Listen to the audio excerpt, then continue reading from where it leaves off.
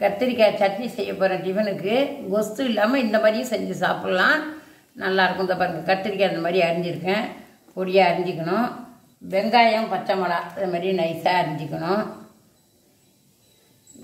அடுப்பில் எண்ணெய் சுற்றி வானல் வச்சு ஒரு கரண்டி எண்ணெய் போட்டுங்க. எண்ணெய் இருந்ததும் அதுக்கு தேவையான மிளகா, காரம் வேணால் அதுக்கு தகுந்தபடி வச்சுக்கலாம், வேண்டாட்டி கம்மியாக வச்சுக்கலாம். கடலைப்பருப்பு ஒரு ஸ்பூன் போட்டுக்கலாம். இதை பொன்னிறமாக வறுத்துக்கணும். இந்த மிளகாயும் கடலைப்பருப்பும் வறுபட்டு போச்சு, பொன்னிறமாக வறுத்துக்கணும். கடலைப்பருப்பை இந்த வறுபட்டு போச்சு. இனிமேல் வெங்காயம் பச்சை மிளகாய் போட்டுக்கேன்.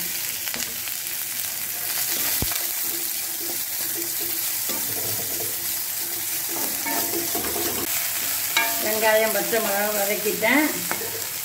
இந்த இதுலேயே எடுத்துக்கலாம். நம்ம அரைக்கலாம், தனியாகவும் வதக்கி போட்டுக்கலாம், ரெண்டு விதமாக செஞ்சுக்கலாம்.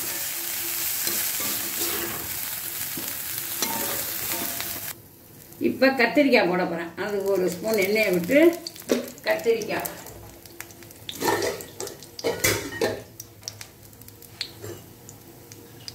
அரிஞ்சி காட்டினால அந்த கத்திரிக்காய்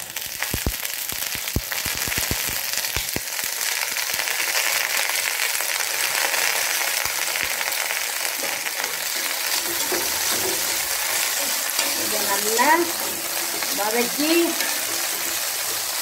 இப்போ வதக்கிறது இந்த கத்திரிக்காய் வதங்கி பாருங்கள். அதுலேயே உப்பு, தேவையான அளவு உப்பு போட்டணும். அதுக்கு புளி ஒரு பிஞ்சு அளவு போட்டால் போதும், புளிக்கும் இல்லாட்டி ரொம்ப. இது துவர்ப்பு இல்லாமல் இருக்கும், நல்லாயிருக்கும். அதுக்காக தான்.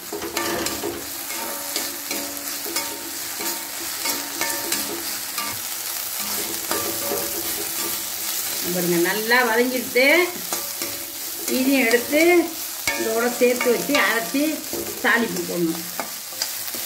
வதங்கிட்டு தான் இதெல்லாம் வறுத்து வச்சுருக்கேன் இல்லை, அதோட இதையும் போட்டுக்கணும்.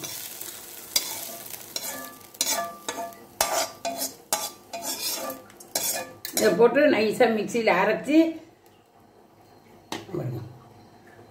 சட்னி அரைச்சாச்சு. இதை பாருங்கள், மிக்சியில் அரைச்சி இப்படி மாதிரி வச்சுக்கணும்.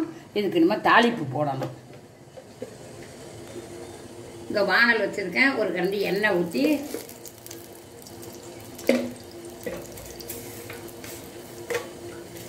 எண்ணெய் காஞ்சிடுத்து. தேவையான கடுகு கொஞ்சம் கொண்டு,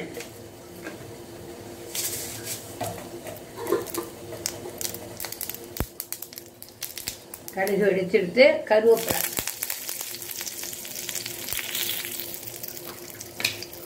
அதில் கருவேப்பிலையும் போட்டாச்சு. நல்லா பொரிஞ்சிடுச்சு கருவேப்பிலை. இதை எடுத்து சட்னியில் போட்டணும். கொஞ்சம் பெருங்காயம் மிக்சியில் அடிபடணும், தண்ணியாக வச்சுருக்கேன். பெருங்காய தண்ணி கொஞ்சம் ஊற்றிக்கணும். இதில் இந்த தாளிப்பை இதில் போட்டுடணும். பாருங்கள், இதை செஞ்சு பாருங்கள். செஞ்சு பார்த்துட்டு சாப்பிட்டு பார்த்துட்டு கமெண்ட் பண்ணுங்கள். என் பேத்தி சேனலுக்கு சப்ஸ்கிரைப் பண்ணுங்கள். பாருங்கள், சூப்பராக இருக்கும். இட்லி தோசைக்கு தொட்டுக்க செஞ்சு பார்த்து சொல்லுங்கள்.